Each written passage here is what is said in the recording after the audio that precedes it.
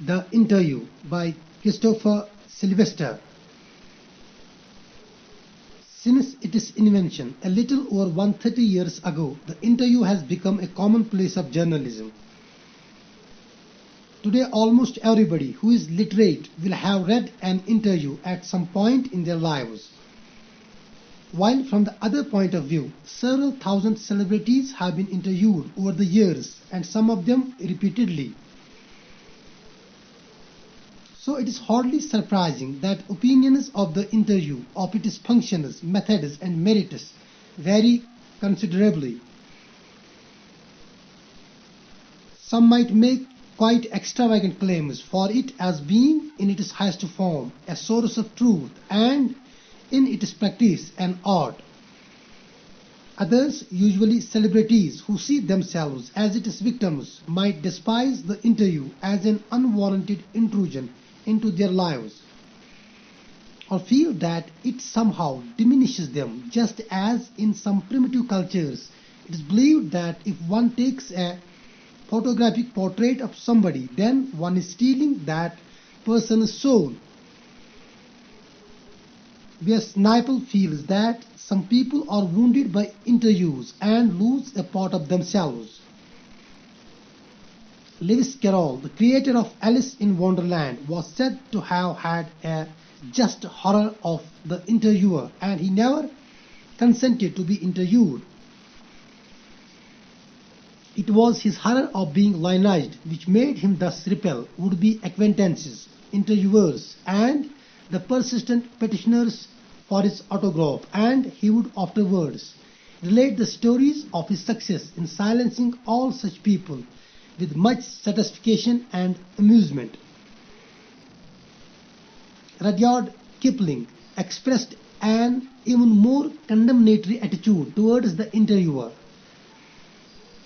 His wife Caroline writes in her diary for 14th October 1892 that their day was wrecked by two reporters from Boston. She reports her husband as saying to the reporters, "Why do I refuse to be interviewed? Because it is immoral. It is a crime, just as much of a crime as an offense against my person, as an assault, and just as much merits punishment. It is cowardly and vile. No respectable man would ask it, much less give it." Yet Kipling had himself perpetrated such an assault on Mark Twain only a few years before. H.G. Wells, in an interview in 1894, referred to the interviewing ordeal, but was a purely frequent interviewee, and 40 years later found himself interviewing Joseph Stalin. Saul Bellow, who has consented to be interviewed on several occasions, nevertheless once described interviews as being like thumbprints on his windpipe. Yet, despite the drawbacks of the interview, it is a supremely serviceable medium of communication. These days, more than at any other time, our most vivid impressions of our contemporaries are through interviews. Dennis Bryan has written, "Almost everything of moment reaches us through one man asking questions of another." Because of this, the interviewer holds a position of unprecedented power and influence. Part 2. I am a professor who writes novels on Sundays. Umberto Eco. The following is an extract from an interview of Umberto Eco. The interviewer is Mukund Padmanabhan from The Hindu. Umberto Eco, a professor at the University of Bologna in Italy, had already acquired a formidable reputation as a scholar for his ideas on semiotics, the study of science, literary interpretation, and medieval aesthetics, before he turned to writing fiction. literary fiction, academic texts, essays, children's books, newspaper articles. His written output is staggeringly large and wide ranging. In 1980, he acquired the equivalent of intellectual superstardom with the publication of The Name of the Rose, which sold more than 10 million copies. Now the interview. The English novelist and the academic David Lodge once remarked, "I can't understand how one man can do all the things Eco does. Maybe I give an impression of doing many things, but in the end, I am convinced I am always doing the same thing." Which is? Now that is more difficult to explain. I have some philosophical interests and I pursue them through my academic work and my novels. Even my books for children are about non-violence and peace. You see, the same bunch of ethical, philosophical interests. And then I have a secret.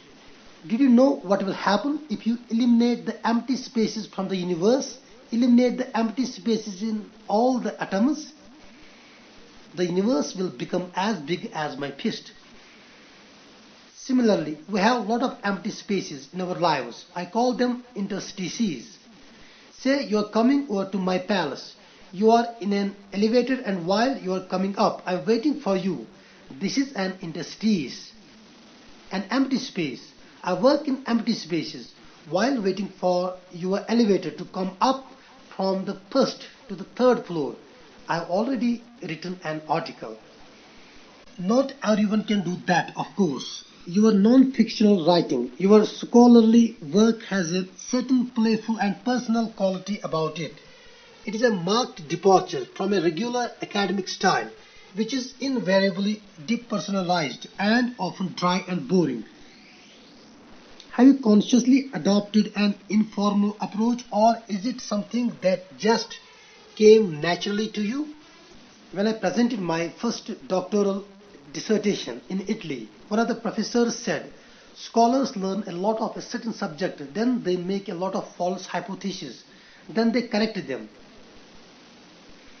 And at the end, they put the conclusions. You, on the contrary, told the story of your research, even including your trials and errors."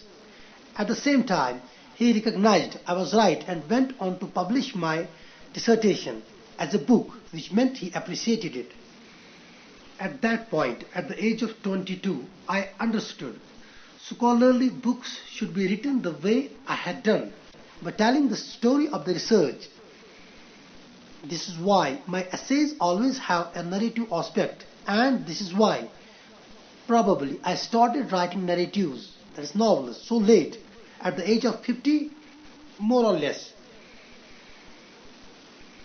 I remember that my dear friend Roland Barthes was always frustrated that he was an essayist and not a novelist. He wanted to do creative writing one day or another, but he died before he could do so. I never felt this kind of frustration. I started writing novels by accident.